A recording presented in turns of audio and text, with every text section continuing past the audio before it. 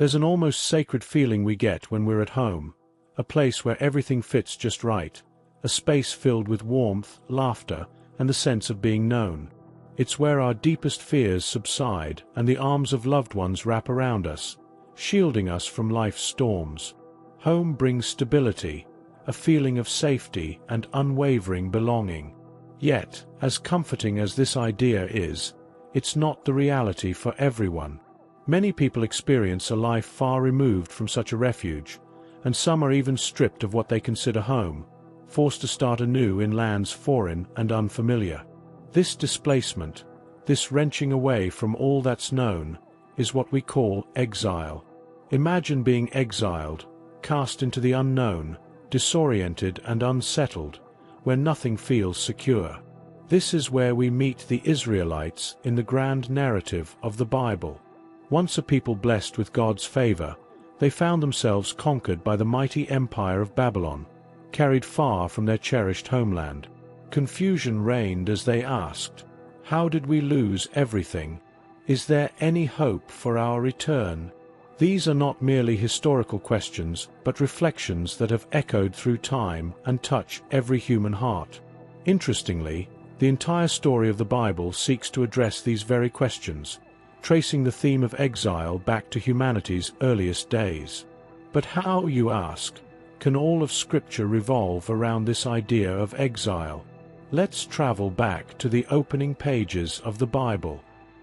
Here we find humanity in a paradise, the Garden of Eden, their original and perfect home. God provided everything they needed, and life was beautiful under one condition: they were to trust Him and follow His command. But human nature, curious, restless, and tempted by the allure of independence, chose to break that command. The consequence? Banished from the garden. Humanity's story begins with exile. This foundational narrative wasn't just meant to teach us about Adam and Eve, but to foreshadow the later plight of Israel, God's chosen people. Centuries after Eden, the Israelites were given a promised land, flowing with abundance and joy. Their place there, however, also came with a condition: faithfulness to God and His covenant. But, like their first ancestors, they, too, faltered. Turning to idolatry and corruption, Israel broke their covenant, and just as Adam and Eve were driven from Eden, the Israelites were expelled from their homeland, carried into Babylonian exile. Notice the pattern. The Bible draws a parallel between the fall from Eden and Israel's displacement from their promised land. But the connections go deeper. Recall what happens after humanity is cast out of Eden. The narrative builds up to the construction of a city, a place infamous for human pride and defiance against God: Babel. The very name foreshadows Babylon, the same city where Israel would later suffer in exile. Yet, even in this cycle of rebellion and punishment, the Bible offers glimpses of hope. Just as God had plans for humanity beyond Eden, He had not abandoned Israel in Babylon. God's rescue mission began with a man named Abraham. As we find in Genesis, God called Abraham to leave his own land and family, setting out for a new promised land. His story wasn't just about one man's journey, but was a seed of hope for the generations of Israelites who would find themselves in captivity in Babylon. This promise to Abraham whispered a future redemption for all who felt displaced and lost. When Israel finally left Babylon and returned home generations later, one might think the story reached its happily ever after. But the return was bittersweet. The land was under the thumb of oppressive empires, and Israel's behavior hadn't improved. They still carried the sins and corruption of their ancestors. It was evident. True exile wasn't about geography, but the human heart. Exile had become a condition of existence, a universal experience of alienation from God. How does this connect with us today? Many of us can relate to feeling exiled, even if we have warm homes and a roof over our heads. The Hebrew Scriptures capture a sense of yearning that surpasses any physical relocation. In our hearts, we long for something more, an eternal sense of belonging, a home that no earthly city or house can satisfy.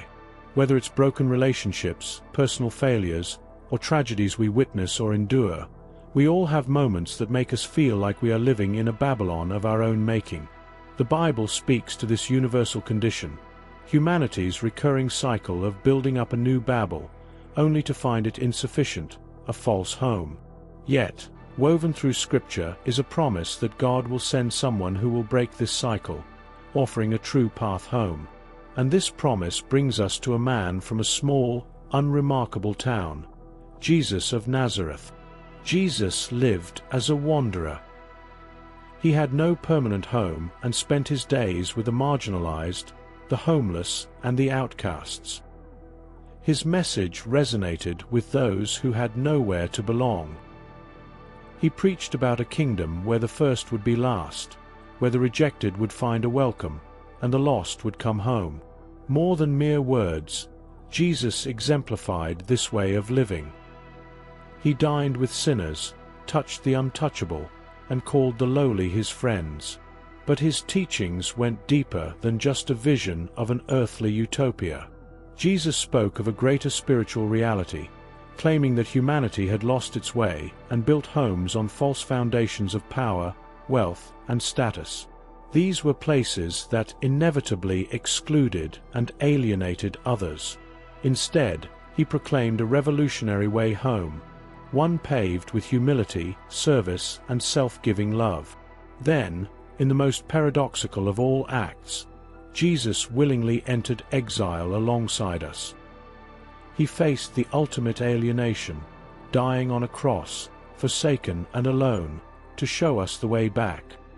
His resurrection shattered humanity's greatest fear, death, opening up a new possibility, a path to true and eternal homecoming. Jesus himself became the way, a living embodiment of redemption and grace. As his followers grew in faith, they began to see themselves as travelers, not settlers. They called themselves sojourners and spoke of being citizens of heaven. This wasn't an escapist fantasy, but a profound reality.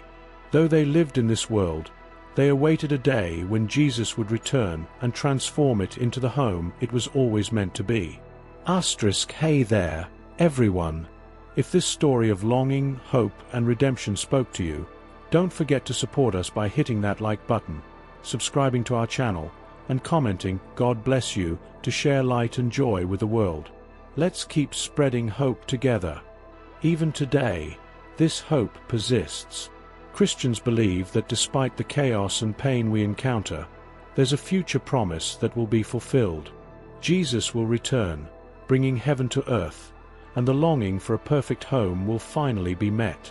Until then, we are called to live like Jesus, welcoming strangers, caring for the marginalized, and building communities that reflect God's love and grace. This story reminds us that no matter where we are, our exile isn't just about physical displacement, but the restlessness of a heart yearning for something beyond this world. And the answer? It lies in a God who doesn't just point the way home, but became the way himself. Want to experience God's presence more tangibly? Visit our store through the link in the description to find inspiring religious items, bracelets, paintings, rings, and more, to carry God with you daily.